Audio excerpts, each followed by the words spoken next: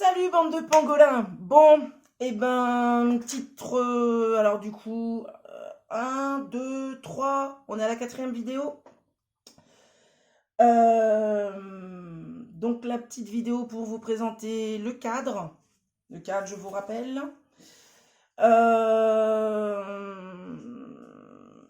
Et la deuxième vidéo pour vous expliquer qui était la licorne. La troisième vidéo pour vous expliquer qui était l'éléphant. Ça trompe énormément. Et cette quatrième vidéo pour vous présenter, je vous le présente, le pangolin.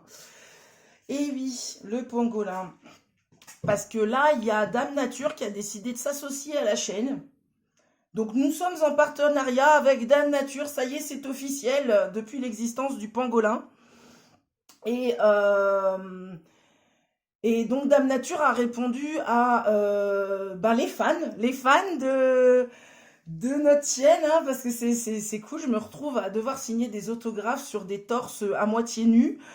Et c'est plutôt pas mal. Moi j'aime bien, franchement, sortez vos marqueurs les mecs, n'hésitez pas.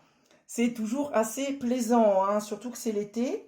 Alors, distanciation sociale, des gros marqueurs, hein, mais c'est possible.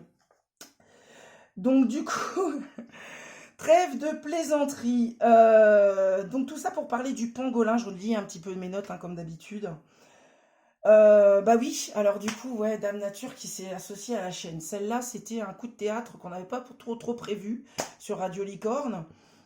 Parce que comme dit, je viens de vous remontrer le cadre, hein, c'était une chaîne qu'on avait fait pour recadrer un petit peu les choses, parce on pensait assez collégialement autour de moi, là, dans mon entourage, qu'il y avait quand même un paquet de trucs qui partaient en youx. Waouh!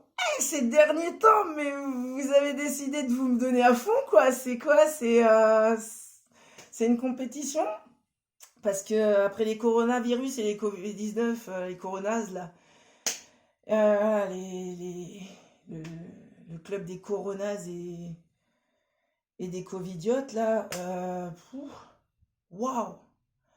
Donc, cette vidéo est tournée à l'heure actuelle. On est encore avec des scènes d'émeutes, des choses qui se passent aux États-Unis.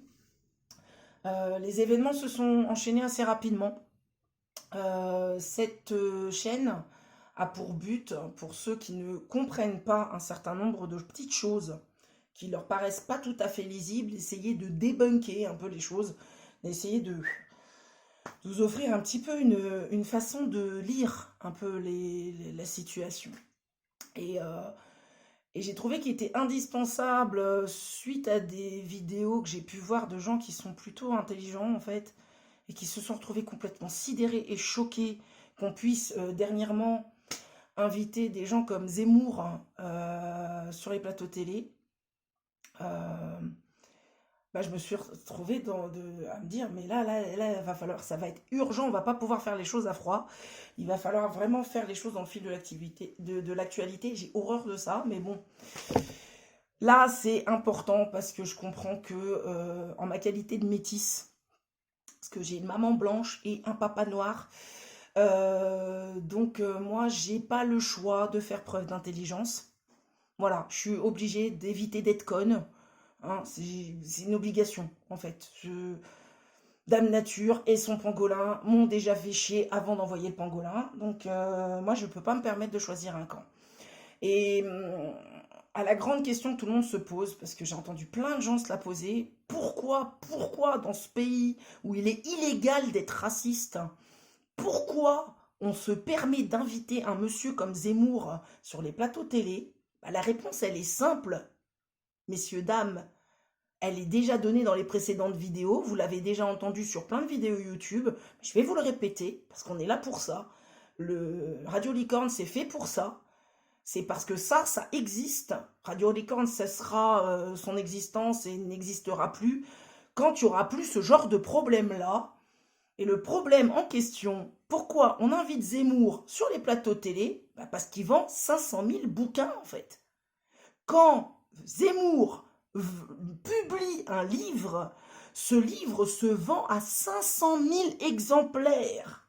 Je vais vous le donner en mille, il y a plein de bouquins là-haut, il n'y en a pas un de Zemmour. Donc, il y a un moment donné, les enfants, si ce mec-là, il est invité sur les plateaux télé, vous tapez 3 fois sur votre poitrine et vous vous dites que c'est de votre faute.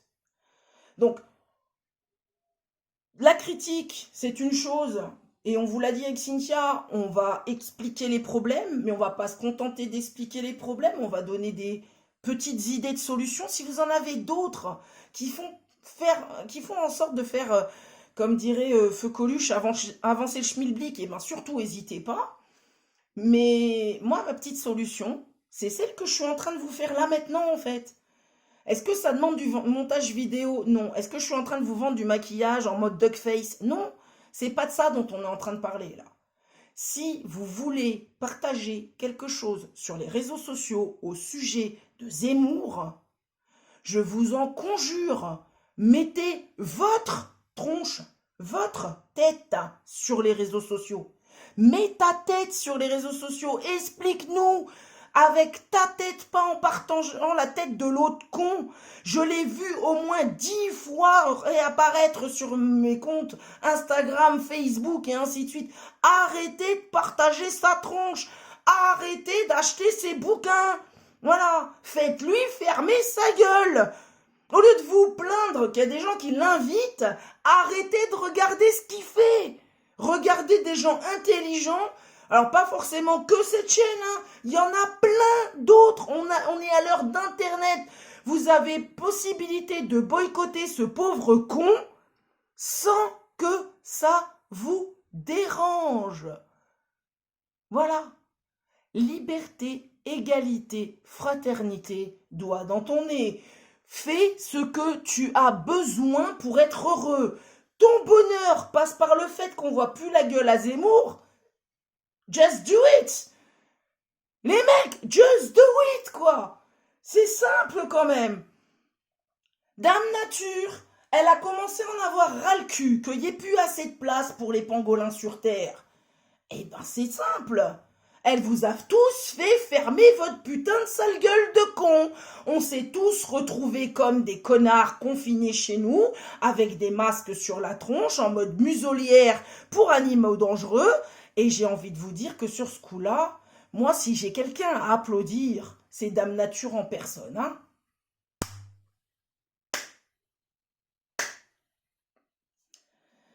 Donc sur ce, une vidéo très courte sur le sujet des pangolins.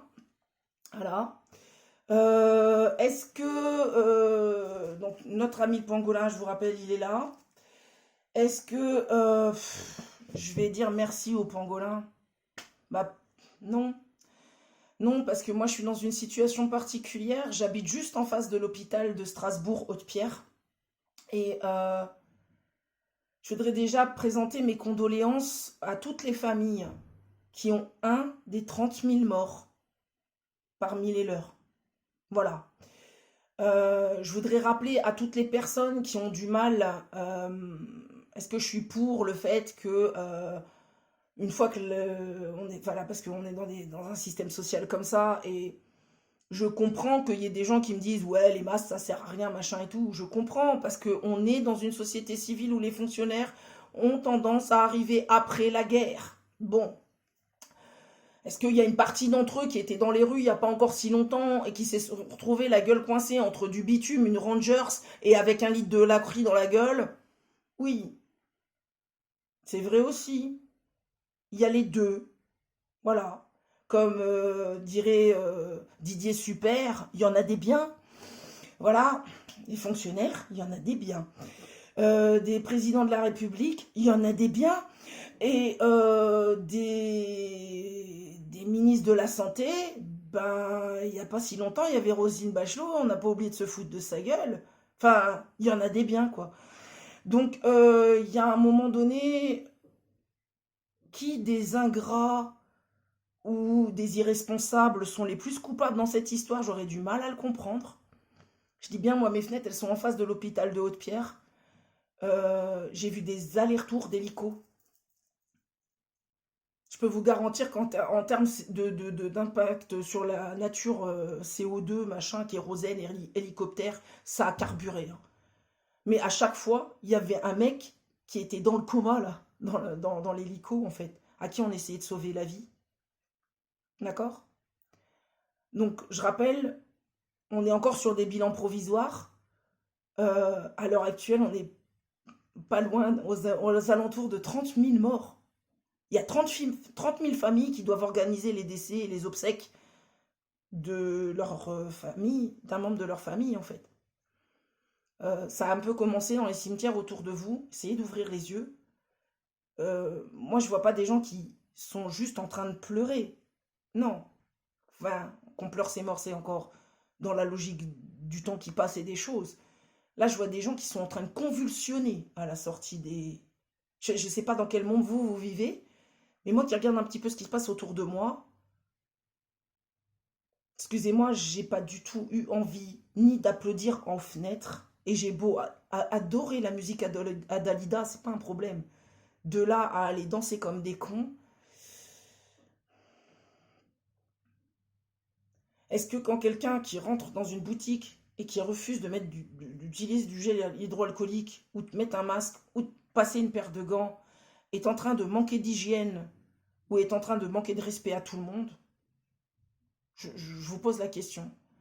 Est-ce que à l'heure actuelle, la vente de savon en France n'a toujours pas augmenté? Les gens ne se sont toujours pas mis à se laver, ni les mains ni le reste. Il y a toujours un quart de la population, comprenez bien, hein, que quand vous croisez 4 personnes, il y en a une d'entre elles qui ne s'est pas lavée de la journée. C'est comme ça que ça se passe en France. Ok? Donc, nous, on n'est pas Dame Nature, mais je présente vraiment mes condoléances aux 30 000 personnes qui ont payé très cher le prix de notre manque collégial d'organisation, de respect de la vie humaine en règle générale. Mais excusez-moi, je le répète, Radio Licorne s'associe avec Dame Nature pour le damage de fion que l'humanité dont je fais partie, même si je suis métisse, d'accord, on vient de se ramasser. Et il y a un moment donné, quand tu te prends un coup de pied au cul d'une telle force pareille, faire j'écoute pas, j'entends pas, c'est même plus irresponsable, c'est même plus déraisonnable, c'est juste stupide. Voilà. Donc, il y a un moment donné où, bah, là, à l'heure actuelle, il y aura une autre vidéo qui va parler de ce sujet-là, mais je pense que je vais la faire en association avec une amie. On va faire un petit truc, je pense, sur comment ça se passe aux États-Unis, puis comment ça se passe en France. Parce que est-ce que nous, on a attendu la crise du Covid-19 pour avoir des gens qui ont été tellement maltraités qu'ils ont fini par se faire recruter par des puissances étrangères pour aller, bah, comme ça s'est passé à Strasbourg, hein, tirer dans la foule un 14 décembre 2018? Non? Quand on est noir ou quand on est un homme noir ou quand on est un homme arabe et qu'on vit sur le territoire national français, on peut, sans avoir même la possibilité que ce soit aussi clair qu'aux États-Unis, arriver à des seuils de désespoir tels qu'on peut en arriver à se faire recruter par des puissances étrangères pour tirer sur les gens qui nous ont vus grandir. On en est là. Donc, bah, c'est une spécificité un peu française, en fait, de regarder bien ce qui se passe chez les voisins, dans les autres nations. Ils aiment bien aller expliquer que les États-Unis, c'est pas bien, la Chine, c'est pas bien, les Allemands, c'est pas bien, les Africains, il faut leur envoyer des vaccins. Ça, tout ça, on sait faire.